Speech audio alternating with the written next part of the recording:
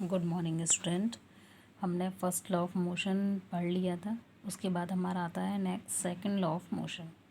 First law of motion में हमने पढ़ा था कि कोई भी ऑब्जेक्ट अगर मोशन में है तो वो मोशन में ही रहेगा, और अगर वो रेस्ट में है तो वो रेस्ट में ही रहेगा जब तक कि उस पर कोई भी एक्सटर्नल फोर्स अप्लाई ना किया जाए। जब किसी भी ऑब्जेक्ट पर हम एक्सटर्नल फोर्स अप्लाई कर रहे हैं तो वो जो फोर्स है वो अनबैलेंस्ड फोर्स है। अनबैलेंस्ड फोर्स की वजह से जो ऑब्जेक्ट है जिसके ऊपर हम वो फोर्स अप्लाई कर रहे हैं उस ऑब्जेक्ट की वेलोसिटी में चेंज होगा। जब वेलोसिटी में चेंज होगा तो change in velocity then produce a one quantity is also that is known as acceleration. जब वेलोसिटी में चेंज होता है तो वहाँ पर एक्सेलरेशन प्रोड्यूस हो जाता है। It means we can say that the acceleration of an object depends on the force. Yes, हमने कुछ एग्जांपल आपको डेली लाइफ के कुछ एग्जांपल्स बताती हूँ। जैसे कि जब हम टेबल टेनिस खेलते हैं तो जो बॉल को हिट करते हैं, if the ball hits a player it does not hurt it. जब वो बॉल जो है किसी प्लेयर को हिट करती है तो उसको इतना दर्द नहीं होता। ऑन द अदर हैंड, दूसरी तरफ, when a fast moving cricket ball hit a spectator it may hurt him. वहीं दूसरी तरफ जब कोई भी बॉल को कोई क्रिकेटर हिट कर दे और वो बॉल सीधी पहुंच जाए दर्शकों के पास, तो उन दर्शकों के बहुत तेज़ चोट लगती है जो डायरेक्ट पहुंचती है। और इसके अलावा कुछ और एग्जांपल देती हूँ। जैसे कि ट्रक है जो कि रोड के साइड खड़ा हुआ है तो किसी को कोई भी प्रॉब्लम नहीं होगी, लेकिन अगर वो ट्रक मूविंग है, चल रहा है, चाहे उसकी स्पीड कितनी भी कम हो, और उससे कोई भी पर्सन अगर हिट हो जाता है तो उसकी डेथ तक हो सकती है। इसी तरह से a small mass such as a bullet, bullet की जो मास होता है वो बहुत कम होता है, may kill a person when fired from a gun. लेकिन अगर उसी बुलेट को हम किसी गन से फायर करें तो उसकी किसी इंसान की डेथ तक हो सकती है। इसका मतलब क्या है कि हमने देखा जो ऑब्जेक्ट है उस ऑब्जेक्ट पर दो चीज़ डिपेंड कर रही हैं, एक उस ऑब्जेक्ट का मास और एक उसकी velocity. Yes, if an object is to be accelerated, तो we know that a greater force is required to give a greater velocity। हम जानते हैं कि अगर कोई भी ऑब्जेक्ट जो है एक्सेलरेटेड है, इट मीन्स उसकी वेलोसिटी में चेंज हो रहा है। जब वेलोसिटी में चेंज होगा तो velocity is directly proportional to the applied force. Velocity ज़्यादा, फोर्स ज़्यादा, वेलोसिटी कम, फोर्स कम। इट मीन्स यहीं पर तब एक और क्वांटिटी आ जाती है, यानी तब एक इस प्रॉपर्टी को हम बोलते हैं momentum. What is momentum? When an object it has a mass m and its velocity is v, then the product of both of this, the product of mass and velocity, then we get a momentum।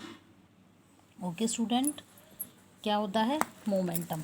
कोई भी object है, उस object का जो मास है, mass is m and the velocity is v, and the product of both these quantity, then we get a momentum. So it is denoted by p. P is equal to mv. Clear student? What is its unit? Its unit is m means kilogram, v means meter per second, then the unit of momentum is kilogram meter per second. Clear student? अब ये momentum किस तरह से relative होता है to the applied force? Student, कुछ situation में let us consider a one situation, a car with a dead battery is to be pushed along a straight road to give it a speed of 1 meter per second, which is sufficient to start its engine. If one or two person give a sudden push, यानी unbalanced force to it, it hardly starts. But a continuous push over some time result in a gradual acceleration of the car to its speed. It means that the change of momentum of the car is not only determined by the magnitude of the force but also by the time during which the force is exerted. So we can say that change of momentum of an object depends on the time rate at which the momentum is changed. So according to these observation, the second law of motion state that the rate of change of momentum of an object is directly proportional to the applied unbalanced force. Clear student? जो हमारा main conclusion निकला वो क्या निकला? Second law क्या होता है? ये होता है कि किसी भी फोर्स का जो चेंज इन मोमेंटम होता है वो is directly proportional to the applied force होता है। Clear student? इसको लर्न कर लेना है अच्छे से। एक और सुन लीजिए। The second law of motion state that the rate of change of momentum of an object is proportional to the applied unbalanced force. Clear student? अब ये मोमेंटम जो है ये वेक्टर क्वांटिटी है because which has a both direction and magnitude. तो इसकी direction कहाँ होगी? It's direction in the force, direction of the force. Clear student? अब इस सेकेंड लॉ की मैथमेटिकल फॉर्म भी हम निकालेंगे, यानी कि एक छोटा सा डेरिवेशन है। उसके अकॉर्डिंग क्या है, हमने माना है कि एक ऑब्जेक्ट है जिसका मास m है और वो u वेलोसिटी से मूव कर रहा है। After t time its velocity is change and its velocity is small v। Okay student?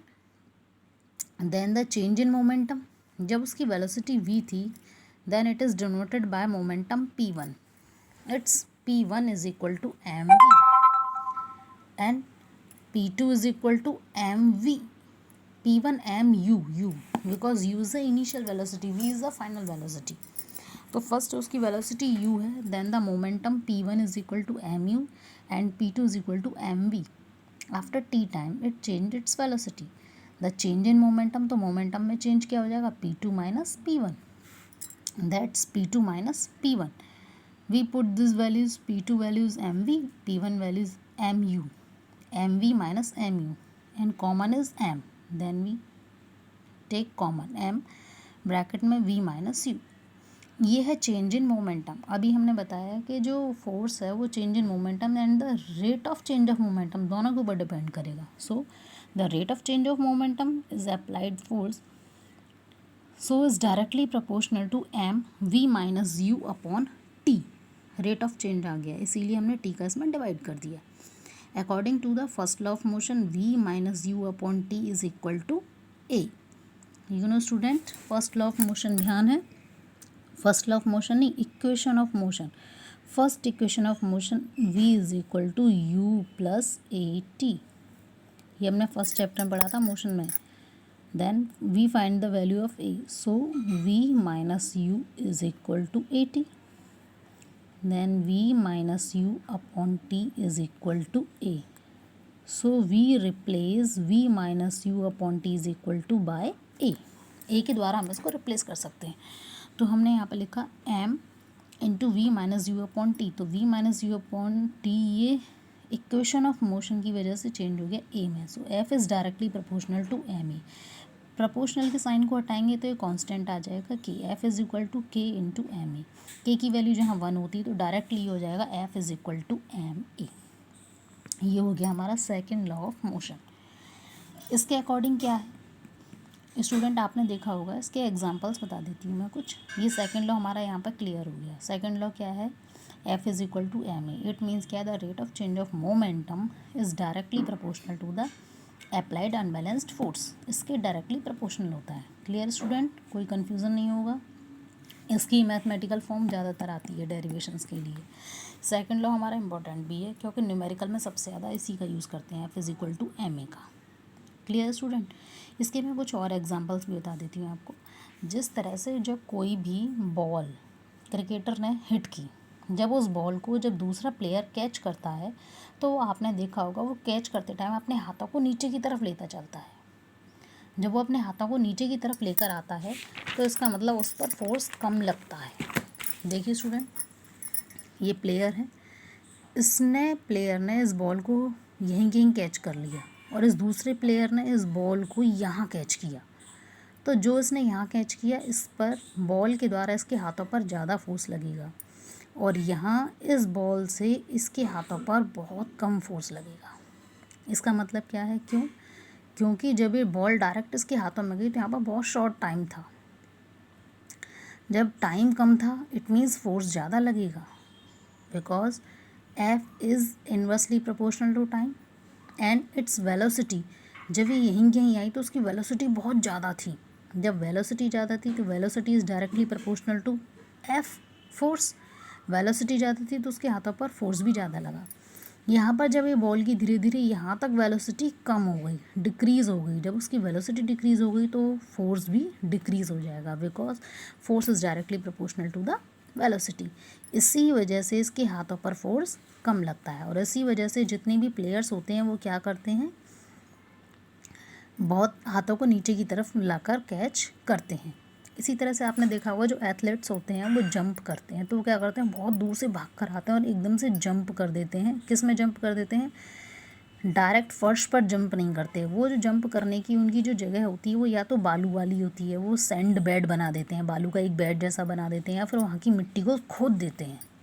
ऐसा क्यों करते हैं कि जब वो हाई जंप करती हुई दौड़ती हुई एकदम से हाई जंप करके जब वो नीचे कूदेगी तो जब अगर फर्श होगा तो वो डायरेक्ट वहीं की वहीं रुक जाएगी, यानी उसकी वेलोसिटी बहुत तेज़ है, वो कम नहीं हो पाएगी, उसकी वेलोसिटी इंक्रीज़ हो रही है और वो एकदम से नीचे आ जाएगी।